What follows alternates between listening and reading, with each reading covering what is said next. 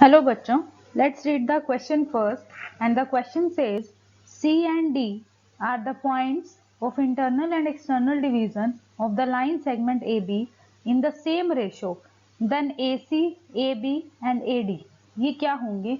Option A is AP, option B is GP, option C is HP and option D is AGP। तो सबसे पहले हम इसका की कॉन्सेप्ट लिखेंगे। तो इसका की कॉन्सेप्ट क्या होगा?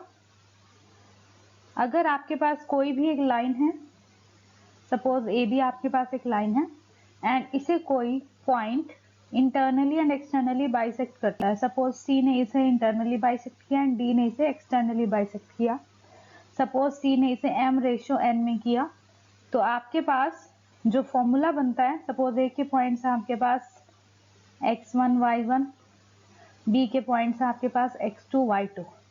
तो आप सी के पॉइंट फाइंड आउट कर सकते हैं। वो आपके पास हो जाएगा m x2 plus n x1 divide by m plus n and m y2 plus n y1 divide by m plus n। ये आपके इंटरनल बाइसेक्टर के पॉइंट्स होते हैं। एंड एक्सटर्नल बाइसेक्टर के लिए क्या फॉर्मूला होता है? m x2 minus n x1 divide by m minus n। इसी according m y2 minus n y1 divide by m plus n। तो इस अकॉर्डिंग आप इंटरनल और एक्सटर्नल बाइसेक्टर को फाइंड आउट कर सकते हो। अब हम इसके सॉल्यूशन पे चलते हैं। तो इसका सॉल्यूशन क्या होगा? इसमें हमें गिवन है कि ए बी कोई भी एक लाइन है। सपोज ये आपके पास ए पॉइंट है एंड ये बी पॉइंट होगा। सी इसे इंटरनली बाइसेक्ट कर रहा है एंड डी इसे एक्सटर्नली बाइसेक्ट कर रहा है। सपोज ये लैम्डा रेशियो 1 में बाइसेक्ट कर रहा है एंड डी भी से लैम्डा रेशियो 1 में करेगा, बिकॉज आपको क्वेश्चन में गिवन है सेम रेशियो में करते हैं ये bisect. Internally and externally same ratio में कट करते हैं। सो लैम्डा रेशियो 1 हमने इसका रेशियो कंसीडर किया। अब हम निकालेंगे सी के पॉइंट्स। तो सी के पॉइंट्स हमारे पास क्या होंगे? सपोज आपके ए के जो पॉइंट्स हैं वो 0 0 हैं एंड बी के पॉइंट्स हमने ले लिए सपोज a, 0। ये एक्स एक्सिस ले लिया हमने। अब हमारे पास सी के पॉइंट्स क्या होंगे? A lambda upon lambda plus 1 and 0। इसी अकॉर्डिंग जो डी के पॉइंट्स होंगे वो क्या होंगे? A lambda upon lambda minus 1 and 0। ये आपके पास सी एंड डी के पॉइंट्स आ गए। तो अब आपके पास सी का जो पॉइंट आया, हम इसकी फिगर पे मेंशन कर देते हैं सी एंड डी के पॉइंट्स को।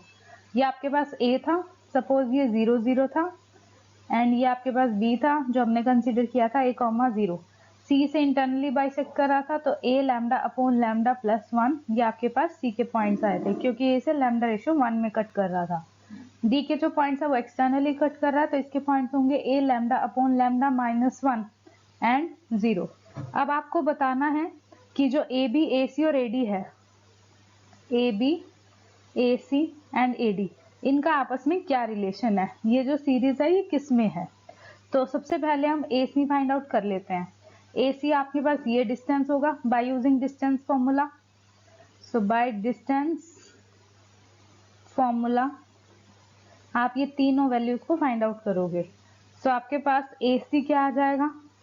ए square lambda square upon lambda plus 1 का कंप्लीट स्क्वायर माइनस 0 का अंडर रूट, और साथ में ही प्लस 0 माइनस 0 होगा स्क्वायर, जो आपको लिखने की नीड नहीं है। तो ये बन जाएगा ए लैम्डा अपॉन लैम्डा प्लस 1। इसी अकॉर्डिंग आप ए बी निकालोगे। ए बी की जो लेंथ होगी यहाँ से लेकर यहाँ तक ये कंप्लीट हमें पता है ए है, तो ए बी आपके पास ए हो जाएगा। एंड ए डी की लेंथ निकाल लेंगे।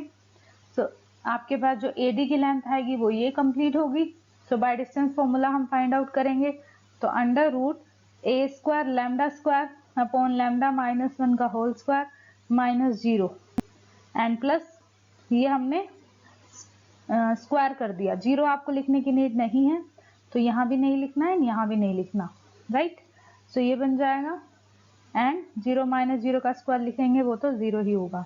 तो a lambda upon lambda minus 1। Distance formula आपका यहाँ है। सपोज आपके पास 2 पॉइंट्स हैं x1 y1 and x2 y2। So distance formula आपके पास क्या होता है? x2 माइनस x1 का whole square plus y2 minus y1 का होल स्क्वायर। यहाँ पर आपके पास सेकंड पॉइंट 0 था तो इसलिए हमने वो नहीं लिखे, डायरेक्ट इसका स्क्वायर किया। अब आपके पास A B A C and A D आ चुका है। अब हम कंडीशन करेंगे।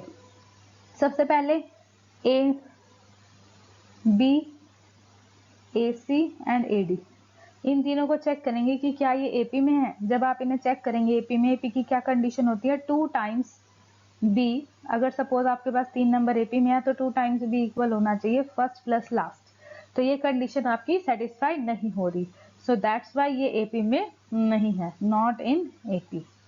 इसी अकॉर्डिंग हम जीपी में चेक करेंगे। जीपी के लिए हमारा B square is equal to AC होना चाहिए, ये भी कंडीशन आपकी फॉलो नहीं हो रही, तो नॉट इन जीपी हो जाएगा।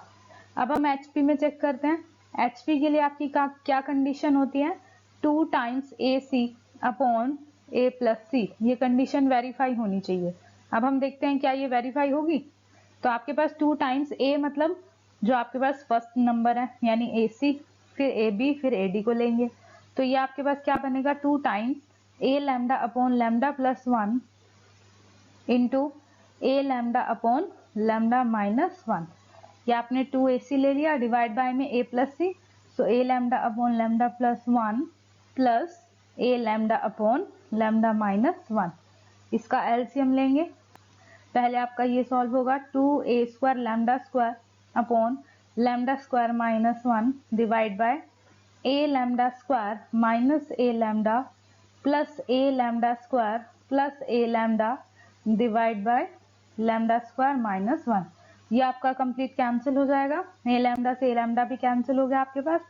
2a square lambda square is equal to 2a lambda square, 2 से 2 आपका कैंसिल, ए के से ए कैंसिल, लैम्डा स्क्वायर से लैम्डा स्क्वायर कैंसिल, तो राइट है। ये हमारे पास क्या आ गया, A, that means A B आ गया। सो इसका मतलब आपके जो ये तीनों नंबर्स होंगे ये किस में होंगे, एचपी में होंगे। तो आपका एचपी किस में आएगा, ऑप्शन नंबर सी में। So option number C is the correct answer. Okay. I hope you understood well. Best of luck. Thank you.